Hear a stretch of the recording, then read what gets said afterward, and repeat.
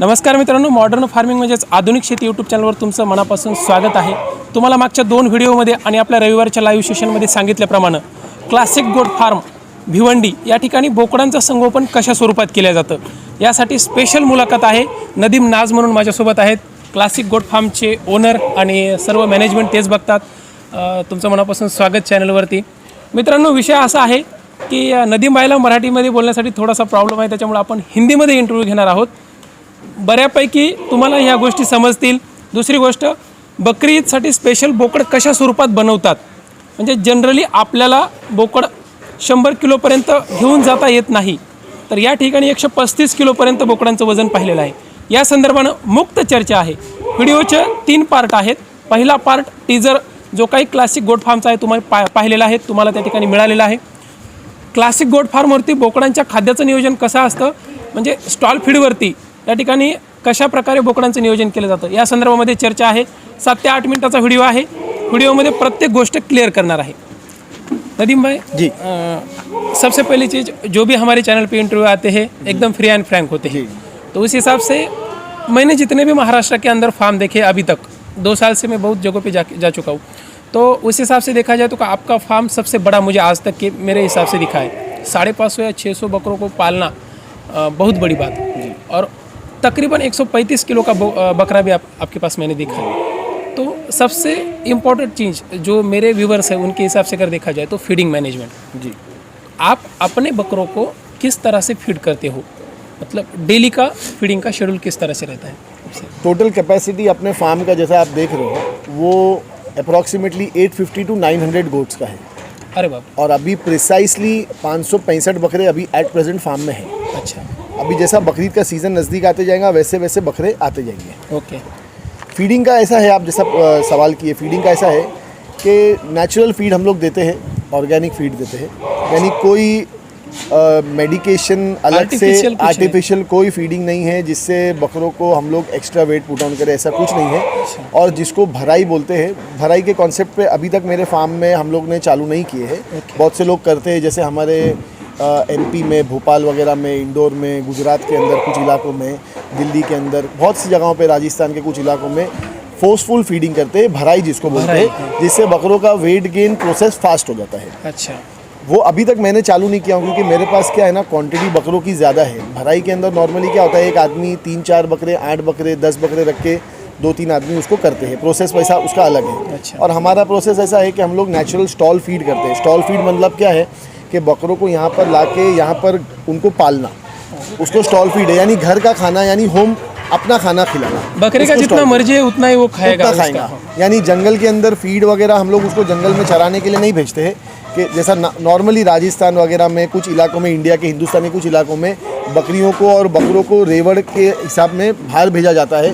और वो जंगल का दाना पत्ती खाते और फिर आके घर का थोड़ा बहुत बचा कुचा खा लेते हैं। उस तरीके से हम लोग फीड नहीं करते। हम लोग का स्पेशल, जैसा कि बहुत सारे फार्म्स है यहाँ पर, हर फार्म पर अपना अलग फीड का तरीका है। मॉर्निंग में एक फीड होता है, इवनिंग आफ्टरनून में एक फीड होता है, इवनिंग में एक फीड होता है। दिन में 3 बार फीड होता है और प्रॉपर फीड होता है। उसके अंदर प्रोटीन्स भी जाता है, विटामिन्स भी जाता है, मिनरल्स भी जाता है। जो एक बड़े बकरे की रिक्वायरमेंट है उसको ध्यान में रखते हुए वो सारा फीड उसको दिया जाता है, ताकि उसका वेट गेन प्रोसेस बराबर चलते रहे। मतलब एक पूरा साइंटिफिकली स्ट्रक्चर है, उसको आप पूरा फॉलो करते हैं उस हिसाब से। मतलब उसका पूरा एक डाइट प्लान बकरे का जो रहता है उस हिसाब से। यानी डाइट प्लान ऐसा हम लोग सतीश भाई बनाते हैं ना कि बकरों का वेट गेन होना चाहिए उसके अंदर। अब कुछ बकरों का वेट गेन नहीं भी होता है, कुछ कमजोरी की वजह से, कुछ बीमारी की वजह से, कुछ का नहीं भी होता है। वो तो रेशियो हर फार्म में रहता ही है थोड़ा बहुत। लेकिन 75-80% बकरे जब फार्म में रहते हैं तो उनका वेट गेन एवरेज 5 किलो जितना आ जाता है हमको महीने के अंदर। महीने का एका महिन्यामध्ये जवळपास आपल्या इकडे मला नाही वाटत की कुठल्या ब्रीडर बोकडाचा असो किंवा कुठल्याही बकरीसाठी आपण बोकड बनवलं तर मिळेल म्हणून। यहाँ नदीम भाई बता रहे हैं कि हर एक बकरे का 5 किलो मिनिमम आप यहाँ पे वेट गेन करते हैं। तो एक जनरल सवाल कि आप बकरों को खिलाते क्या है? बकरों को हम लोग, जैसे कि मेरे यहाँ पर मैं देता हूँ जौ, बार्ली, अच्छा, गेहूँ, वीट, मक्का, कॉर्न जिसको बोलते हैं, चना। बड़े बकरों के लिए ख़ास तौर पे चना एक्सपेंसिव है, इसके लिए हर बकरों को नहीं दिया जाता है। सही बात, क्योंकि वो ऑलमोस्ट आज अभी मेरे ख्याल में 55-56 रुपीज़ केजीज़ है। हाँ, चना। और सोयाबीन का दाना है, अच्छा, हाँ, वो भी सोयाबीन। एक्सपेंसिव है, लगभग 60 रुपये के करीब करीब वो भी है। तो ये बड़े बकरों की डाइट अलग है।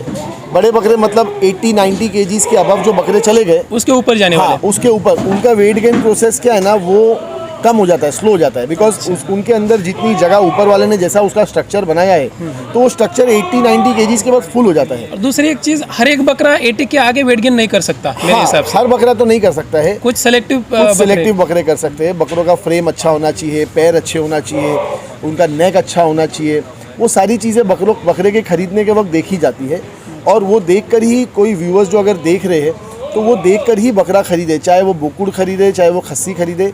यानी बकरे को सही से खरीदना वो बहुत बड़ी एक चीज़ है। अच्छा, क्योंकि बकरे आप छोटा बकरा भी लोगे, चाहे कोई भी ब्रीड का लोगे, उस पर इन्वेस्टमेंट आपका यानी फीड का इन्वेस्टमेंट तो उतना ही लगेगा। बराबर है। लेकिन अगर अच्छी क्वालिटी का बकरा लोगे, अच्छा बकरा लोगे, अच्छे फ्रेम का बकरा लोगे, तो उस पर रिजल्ट ज़्यादा आएगा। ज़्यादा रिजल्ट आएगा, ज़्यादा उसका वेट गेन ज़्यादा उसका रहेगा। weight gain ज़्यादा। तो मैंने भी नोटिस करा है, कई बार ऐसा हुआ है कि सेम टाइमिंग पे लिया हुआ बकरा एक 80 केजी के ऊपर ठहर जाता है और कुछ बकरे 120 के ऊपर चले जाते हैं। मतलब ये उसका जीन्स का, उसका नस्ल का पार्ट रहता है, वो जो स्ट्रक्चर का, वो आप जैसे बता रहे हैं उस हिसाब से। एक मेरे पास भी कई हमारे फार्म पे तो कैसे लोग आते हैं, आप देख ही रहे हो, तो कई लोग ऐसा आके मुझे साइंटिफिक मेथड भी बताए थे, सुनी सुनाई बातें, कोई पक्की बात नहीं है, कि 80 केजीज़ के ऊपर बकरा मीट नहीं बनाता है, यानी गोश्त नहीं बनता है, फिर उसके चर्बी बनता है उसका सिर्फ। अच्छा अच्छा, तो अब 80 केजीज़ के बाद उसको आगे बढ़ाना बहुत डिफिकल्ट काम है। बराबर। यानी एक तो छोटे बच्चों को बड़ा करना, बीमारी के पीरियड से बचाना, वो एक डिफिकल्ट वो है, सबसे बड़ी बात है। सबसे बड़ी बात। उसके बाद 80 केजीज़ के बाद 120-130 तक बनाना सेल्फ फीडिंग पे बहुत डिफिकल्ट होता है। बकरा रुक जाता है, कभी 2 किलो बढ़ता है, फिर 30 नीचे टू भी जाता है। 80 केजी तक का जो प्रोसेस है वो इन जनरल आप थोड़ा बहुत फीडिंग में कम ज़्यादा हुआ तो भी वो बन जाता है, वो बट बढ़ जाता है। 80 के ऊपर बढ़ाना थोड़ा सा बहुत डिफिकल्ट हो जाता है, क्योंकि वो कैसा है, बकरे की साइज़ फुल हो जाती है, तो उनको स्पेशल डाइट पे रखना पड़ता है।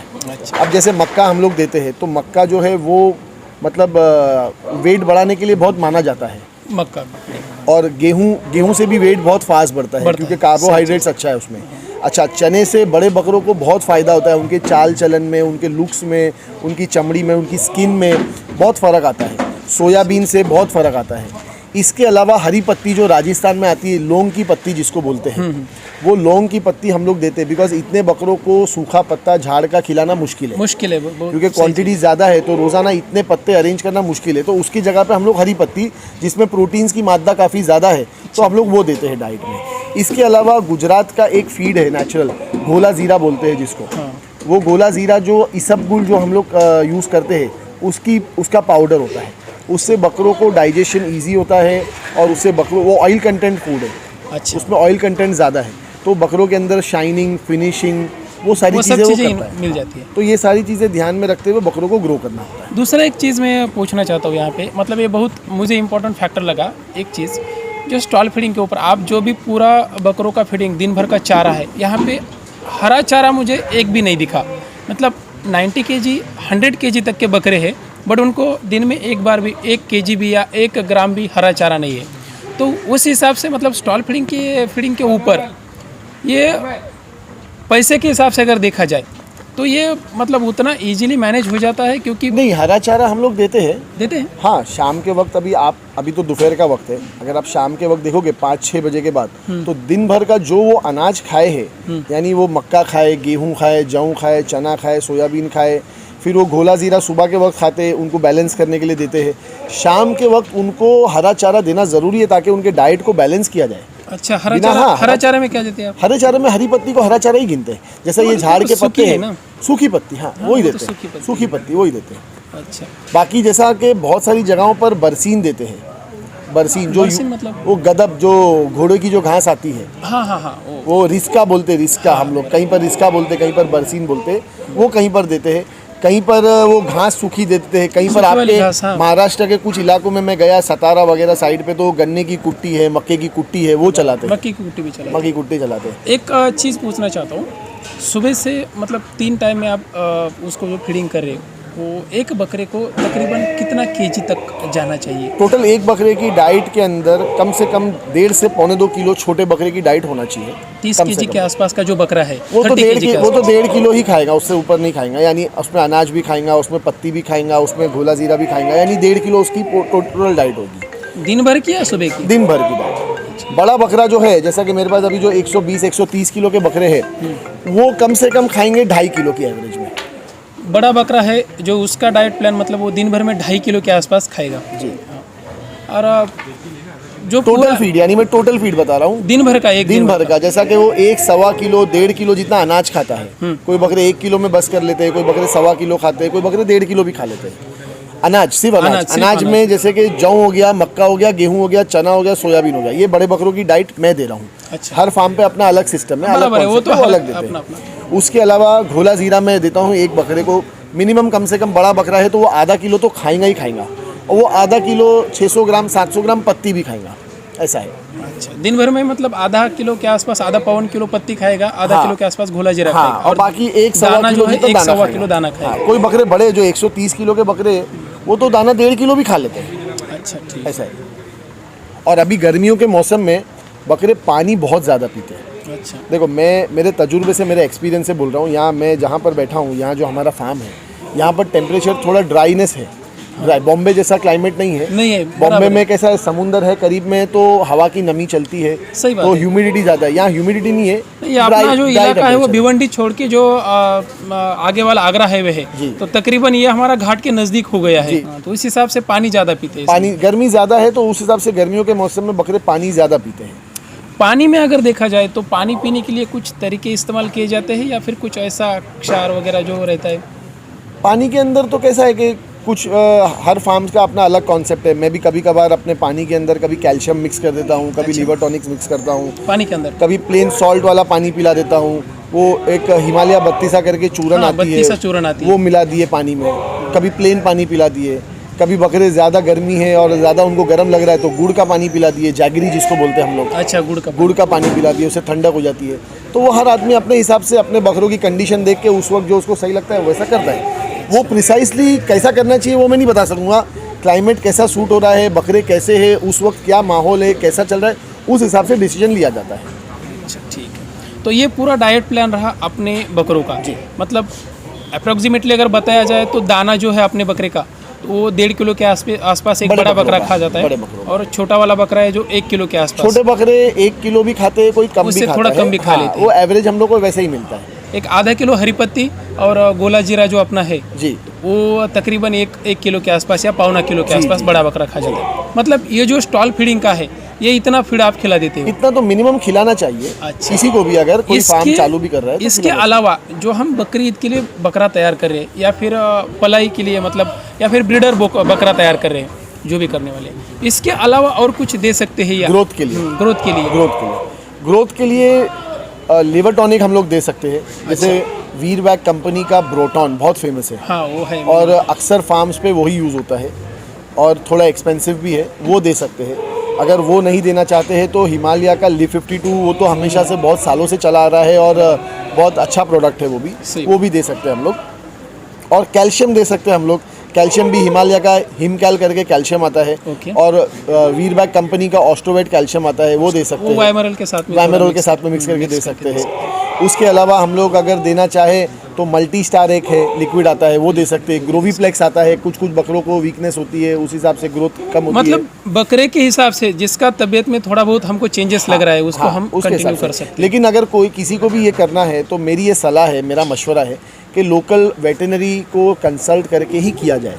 सही हर बात है, आदमी सबसे इम्पोर्टेंट चीज़ अपनी नॉलेज से नहीं करे। बाज़ दफ़ा कैसा होता है कि आदमी समझता है कि मुझे सब आता है, उसमें गड़बड़ हो जाती है। क्योंकि लाइफ स्टॉक का मामला है, ये बात नहीं कर सकते, ये बोल नहीं सकते।